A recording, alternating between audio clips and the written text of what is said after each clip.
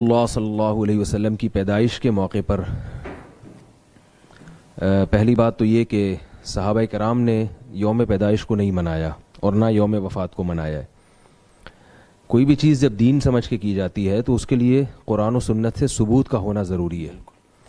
اگر ہمیں یوم پیدائش کے حوالے سے ہمارے پاس کوئی بھی تعلیمات نہ ہوتی تو بھی اتنا کافی تھا اس بات کے لیے کہ ہم یوم ولادت کو باقاعدہ سیلیبریٹ نہیں کر سکتے یا یوم وفات کو برسی نہیں منا سکتے ہم، لیکن ہمیں کچھ احادیث ملتی ہیں جن سے ہمیں اشارہ ملتا ہے کہ اگر نبی کا کسی کو یوم ولادت معلوم ہو تو اس یوم ولادت کو پھر نبی نے کیا کیا ہے۔ ہمارے پاس مشہور حدیث ہے بخاری مسلم کی کہ آپ صلی اللہ علیہ وسلم پیر کے دن کا روزہ رکھتے تھے۔ صحابہ نے پوچھا کہ یا رسول اللہ آپ کیوں روزہ رکھتے ہیں؟ تو آپ نے فرمایا یہ میرا پیدائش کا دن ہے۔ تو اس سے ہمیں کیا پتہ چلا کہ دیکھیے روزہ اور تہوار جمع نہیں ہو سکتے، یعنی عید اور روزہ جمع نہیں ہو سکتے۔ آپ جب کسی بھی چیز کو سیلیبریٹ کرتے ہیں یا مناتے ہیں تو روزہ رکھ کے نہیں مناتے۔ بالکل۔ مثال کے طور پر آپ کو کوئی خوشی پہنچی ہو، آپ کا بیٹا امتحان میں پاس ہو گیا، تو آپ یہ نہیں کہیں گے کہ بھئی چونکہ میرا بیٹا امتحان میں پاس ہو گیا لہذا میں کھاؤں گا نہیں اب، ٹھیک ہے نا۔ کھانے سے پرہیز کر کے خوشی نہیں منائی جاتی، کھلا پلا کے خوشی منائی جاتی ہے۔ تو آپ صلی اللہ علیہ وسلم نے پیر کے دن روزہ رکھ کے یہ ثابت کر دیا، گویا امت کو یہ سبق دے دیا کہ میرا جو یوم ولادت ہے اس کو باقاعدہ سیلیبریٹ نہیں کیا جا سکتا۔ دیکھتے ہیں عید الفطر میں روزہ رکھنا حرام ہے، عید الاضحیٰ میں روزہ رکھنا حرام ہے، اور جمعہ میں بھی چھوٹی عید قرار دیا گیا ہے اس کو، تو جمعے کو بھی روزے کے ساتھ خاص کرنا ناپسند کیا گیا ہے کہ اس کی فضیلت سمجھ کے آپ جمعے کی روزہ رکھیں، کیونکہ عید کا تصور ہے اس میں۔ تو ایک تو ہمیں یہ ہدایات ملتی ہیں، دوسری ہمیں اگر ہم قرآن و سنت پہ اور شریعت کے مزاج پہ غور کرتے ہیں تو ہم دیکھتے ہیں کہ بھئی یہودیوں کے لیے جو دن تھا وہ ہفتے کا دن تھا، جو ان کی گویا چھوٹی عید تھی، جو مقدس دن تھا، ہفتے میں سب سے بڑا دن تھا وہ۔ اور اللہ نے عیسائیوں کے لیے اتوار کا دن رکھا، عیسائی یہودیوں کے بعد آئے تو ہفتے کے بعد ان کا اتوار، ہم عیسائیوں کے بعد آئے تو ہمارے لیے پیر ہونا چاہیے تھا، اور وہ نبی کا یوم ولادت بھی تھا تو وہ اور زیادہ اس کا تقاضا تھا کہ ہمارے لیے بڑا دن پیر کو قرار دیا جائے۔ لیکن آپ دیکھیں شریعت نے اس دن کو اہمیت نہیں دی بلکہ جمعے کے دن کو کر دیا اور اس کو عید قرار دے دیا ہمارے لیے۔ تو اس سے بھی ہمیں پتہ چلتا ہے شریعت کے اس مزاج سے کہ شریعت جو ہے وہ نبی کے یوم ولادت والے دن میں تہوار کا عنصر نکال رہی ہے، ٹھیک ہے نا، اس کو تہوار کسی بھی لحاظ سے اس کو تہوار نہیں بنانا چاہتی۔ صحابہ کرام کے جو طرز عمل ہے اس میں بھی ہمیں یہ بات ملتی ہے کہ صحابہ کرام نے جب سال کی ابتدا کی ہے، سال کی ابتدا حضرت عمر رضی اللہ تعالیٰ عنہ کے دور میں صحابہ کا اجتماع ہوا اور مشورہ لیا گیا کہ ہم سال کی ابتدا کب سے شروع کریں۔ تو یوم ولادت سے بھی کر سکتے تھے، وہ جس سال آپ کی پیدائش ہوئی، یوم وفات سے بھی کر سکتے تھے، لیکن صحابہ کرام نے ولادت کے سال کو بھی اتنی اہمیت نہیں دی، وفات کے سال کو بھی اہمیت نہیں دی، بلکہ نبی صلی اللہ علیہ وسلم کی ہجرت کے سال کو اہمیت دی، کیونکہ اس میں کیا ہمیں سبق ملتا ہے کہ نبی نے اپنا سب کچھ اللہ کے لیے قربان کیا۔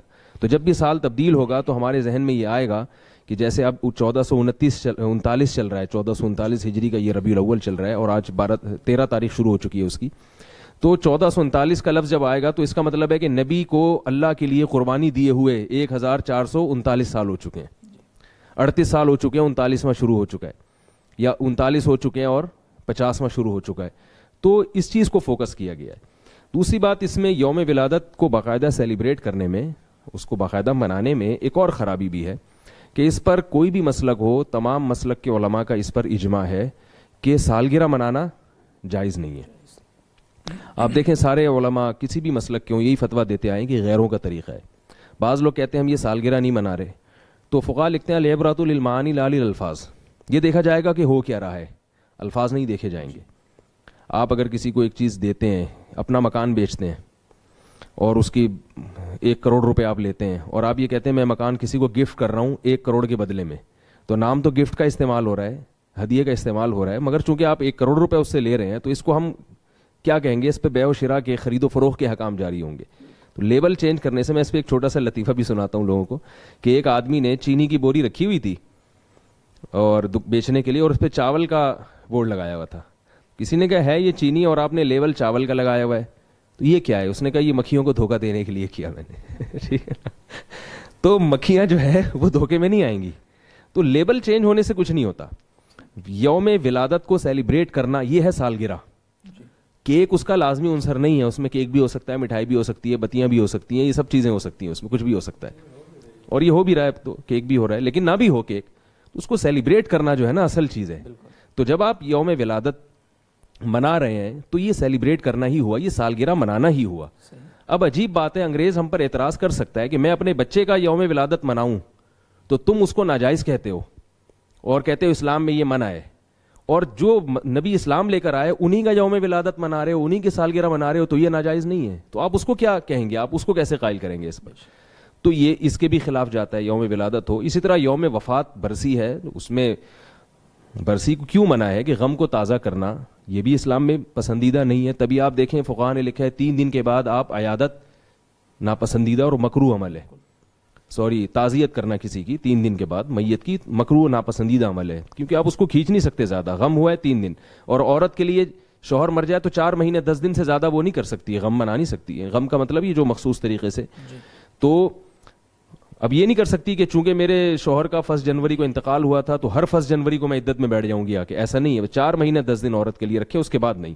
اور عام حالات میں جو آپ غم کو کسی حد تک آپ جو یعنی تعزیت وغیرہ کر کے شیئر کر سکتے ہیں وہ 3 دن رکھا گیا ہے, تو ایک لمٹ کر دی. تو برسی کا بھی تصور اسلام میں نہیں ہے کہ یوم وفات منایا جائے, اور اسلام میں سالگرہ کا بھی تصور نہیں ہے. تو اس لیے میں یہ سمجھتا ہوں کہ میں کیا, جو بڑے علماء ہیں وہ سب یہ کہتے ہیں کہ یوم ولادت کو باقاعدہ سیلیبریٹ کرنا یہ غلط ہے. آج جمعے کے دن میرا اس موضوع پر بہت تفصیلی بیان ہوا ہے, تو جو بھی سننے والے لوگ ہیں میں ان سے کہوں گا کہ وہ ابھی اپلوڈ ہوا نہیں ہے, نیٹ ورک کیونکہ آج صحیح نہیں چل رہا تھا, اس لیے وہ فیس بک پہ لائیو بھی نہیں جا سکا, کیونکہ نبی صلی اللہ علیہ وسلم کی خوشی میں موبائل بند ہوئے ہیں, ٹھیک ہے نا. تو جو ہے نا وہ روڈ بھی جام ہوئے ہیں اور موبائل بھی بند ہوئے ہیں. میں خود یہاں پہنچنے میں مجھے بہت ٹائم لگا, ٹریفک بہت زیادہ جیم تھا.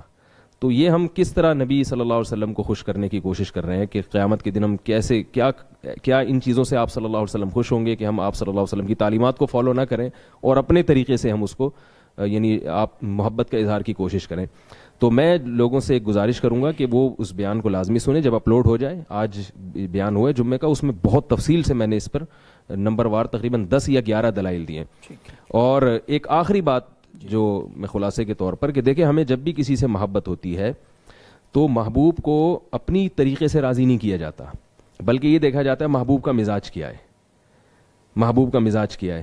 تو جس سے محبت ہے اس کو خوش کرنے کے لیے وہ کام کرنا پڑے گا جو محبوب چاہتا ہے, جسے پشتوں میں کہتے ہیں نا اخپل طریقہ, ٹھیک ہے نا, اخپل طریقے سے نہیں ہوگا.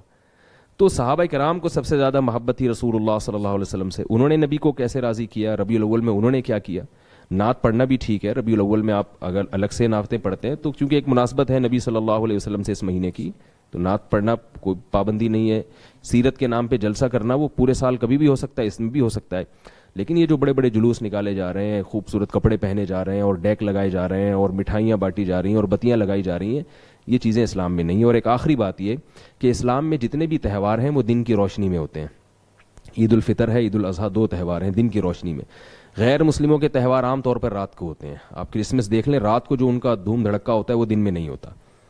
تو عید میلاد النبی جو ہے, جو آج کل جس طرح سے منائی جا رہی ہے, اس میں رات کو زیادہ منائی جاتی ہے, دن میں کم. خود یہ چیز شریعت کے خلاف ہے, کیونکہ جو بتیاں ہیں, لائٹیں ہیں, وہ رات کو زیادہ جگمگاتی ہیں, تو دن میں وہ منائی نہیں جا سکتی اس طریقے سے. تو یہ چیز بھی شریعت کے مزاج کے خلاف ہے کہ تہوار اگر یہ ہوتا تو دن میں ہوتا. اور بات سے بات یاد آتی ہے, تو ایک اور بات آپ کی خدمت پہ پیش کروں کہ کسی بھی قوم میں, کسی بھی مذہب میں جو ان کا تہوار ہے نا, اس میں سب کا اتفاق ہوتا ہے. بالکل آپ دیکھیں جو لبرل ہندو ہیں وہ بھی ہولی کے دن ہولی مناتے ہیں, جو لبرل عیسائی ہیں وہ بھی 25 دسمبر کو کرسمس منائیں گے. بہت ہی کوئی بالکل ہی مذہب سے باغی ہو تو وہ نہیں منائے گا, لیکن کوئی بھی اس میں اختلاف نہیں ہوتا تہواروں میں. مسلمانوں میں جتنے بھی فرقے ہیں, جتنے بھی مسلک ہیں, عید الفطر کو سب مناتے ہیں. عید الفطر ہے, یکم شوال کو اجماع ہے کہ یہ ہمارا تہوار ہے. 10 ذی الحجہ کا اجماع ہے کہ یہ عید الاضحیٰ کا دن ہے. اور یہ جو تہوار ہے نا, یہ متفق علیہ ہوتے ہیں, اس میں اختلاف نہیں ہوتا. عید میلاد النبی جس طرح سے منائی جا رہی ہے, تو آپ دیکھ لیں بعض ملک ایسے ہیں جن میں پتہ ہی نہیں ہوتا کہ ان کو آج کوئی عید کا دن بھی ہے. سعودی عرب میں تو پتہ ہی نہیں ہوتا عربوں کو کہ آج کیا ہے. پورے ملک ایسے ہیں جن میں منائی نہیں جا رہی.